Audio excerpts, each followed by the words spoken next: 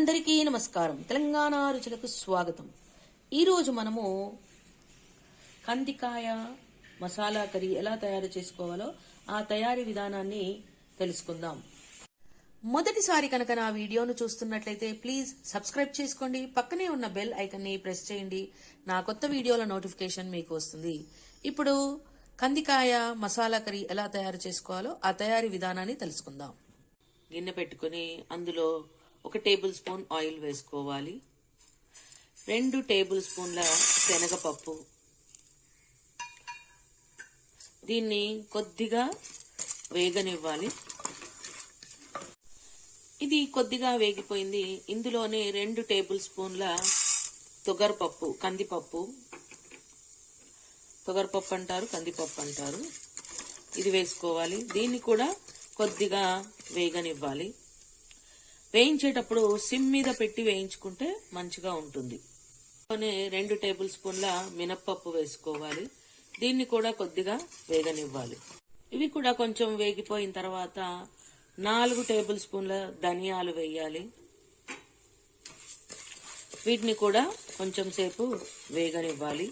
అన్ని దూరగానే వేగాలి. తర్వాత ఇందులోనే సగం టేబుల్ స్పూను మిరియాలు వేసుకోవాలి. అలాగే దాల్చిన చెక్క, లవంగ, అలాగే ఇలాచీలు, ఇవి మీ రుచికి తగ్గట్టుగా వేసుకోండి. గరం మసాలా దినుసులు, ఎండుమిరపకాయలు, అలాగే కొబ్బరి ముక్కలు, ఒక హాఫ్ కొబ్బరి దాకా నేను చిన్న ముక్కలుగా కట్ చేసి వేస్తున్నాను. హాఫ్ కొబ్బరి ముక్కలు, వీటిని కూడా కొంచెం వేగనివ్వాలి.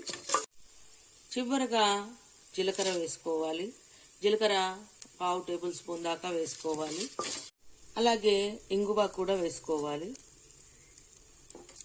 ఇంగువ వేసేసి పొయ్యి కట్టేసుకోవాలి. దీన్ని సన్నని పౌడర్ లాగా గ్రైండ్ చేసుకుని సిద్ధంగా ఉంచుకోవాలి. అదే గిన్నెలో 3 నుంచి 4 టేబుల్ స్పూన్ల ఆయిల్ వేసి, ఆయిల్ వేడెక్కిన తర్వాత ఎండుమిరపకాయ, కొద్దిగా మినప్పప్పు, ఆవాలు, జీలకర్ర, పసుపు, ఉంటే కరివేపాకు వేసుకోండి. నా దగ్గర లేదు, అందుకని నేను వేయట్లేదు. అలాగే ఇంగువ, తాలింపును మంచిగా వేగనివ్వాలి. కడిగి పెట్టుకున్నటువంటి కందికాయ గింజల్ని ఈ కూరలో వేసుకోవాలి.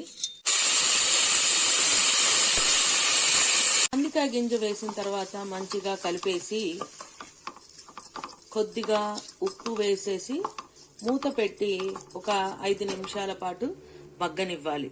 కందికాయ కొద్దిగా ఉడికిన తర్వాత మనము వేయించి గ్రైండ్ చేసి పెట్టుకున్నటువంటి మసాలాను ఇందులో వేసుకొని మంచిగా కలిపి మరో 5 నిమిషాల పాటు మూత పెట్టి మగ్గించుకోవాలి.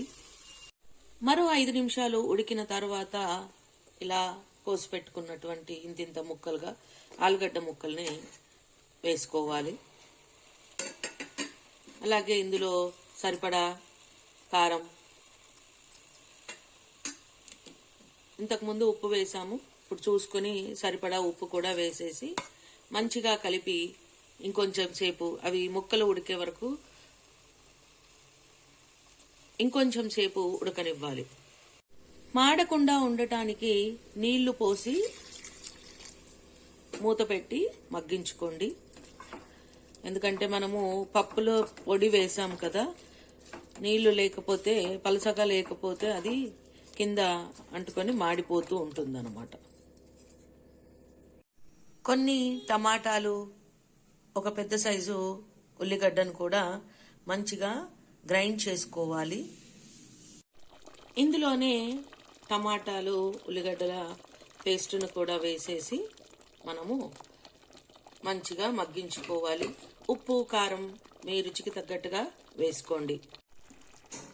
కందికాయ మసాలా కర్రీ సిద్ధమైపోయింది.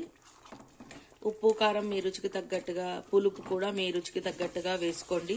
ఇది రొట్టెల్లోకి చాలా చాలా అంటే చాలా రుచిగా ఉంటుంది. చివరగా కొత్తిమీరతో గార్నిష్ చేసుకొని మనం వేడివేడిగా తినే ముందు కొద్దిగా నెయ్యి వేసుకొని తింటే ఆహా, లొట్టలేసుకుంటూ తినొచ్చు. మీరు కూడా ప్రయత్నించి చూడండి, మీకు నచ్చితే. అలాగే మీ ఫ్రెండ్స్కి, రిలేటివ్స్కి షేర్ చేయండి. ఈ వీడియోను చూసినందుకు ధన్యవాదాలు. మరిన్ని వీడియోల కోసం ఎదురు చూడండి.